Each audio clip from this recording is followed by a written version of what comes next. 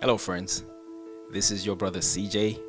I'm excited to be joining you here. Today, I want to talk to you about how God is the master of the payoff. Now, what is a payoff? Well, as a business owner, the thing that makes people buy from you is not what you sell, but the payoff when they buy what you sell. Think about it like this. You work hard for your money, right? But you don't work hard for your money just to have the money. Because as soon as you have the money, what do? You pay for things that you want with your money, right? It's those things that you want that are the payoff.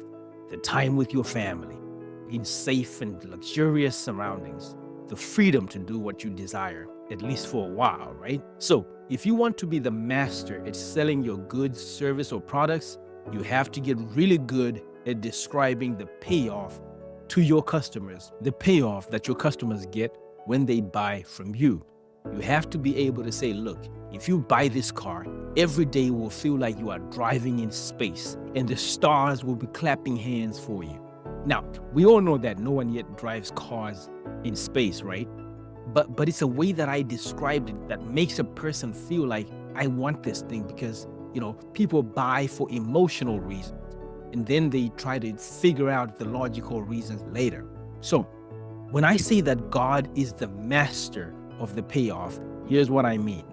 See, God understands that if he tells you, if you buy this car, you're going to have to take it to the shop every now and then for service and rotate the tires and also change the filters. That don't make anyone want to buy a car. Things like it has leather seats, made of premium aluminum. Nobody wants to hear that. It's good, but nobody wants to buy the car because of that. So I want to show you an example. God shows Joseph a dream, and he shows him the payoff as the dream where people are bowing down before him, including his brothers and his parents. That came in the dream, and that was the payoff. And as soon as Joseph believed it, the plan started off like this. His brothers, first of all, didn't like it, so they plotted to kill him. He was sold to the merchants eventually. He found himself a slave in Potiphar's house. In that house, he was falsely accused and ended up in jail. He seemed to be forgotten in jail until a gentleman whose dream he had interpreted remembered him and told about him to the king. The king summoned him to fix a problem that no one else but he was created to fix. And when he fixed that problem, he became the most powerful person in Egypt, second only to the king. Now, if God had told him, look, once you believe this, this is what will happen to you, Joseph would have said, absolutely not. So when you look at many stories in the Bible, they're just like this. God says to Gideon, you are the mighty man of valor. And Gideon don't even know that he's about to lead a whole army if he accepts this title, right?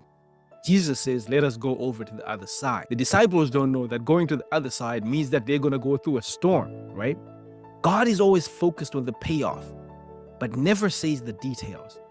That's why God is the most successful at doing sales. And if you want to sell like God sells, then you need to get really good at showing people what is the benefit of doing business with you.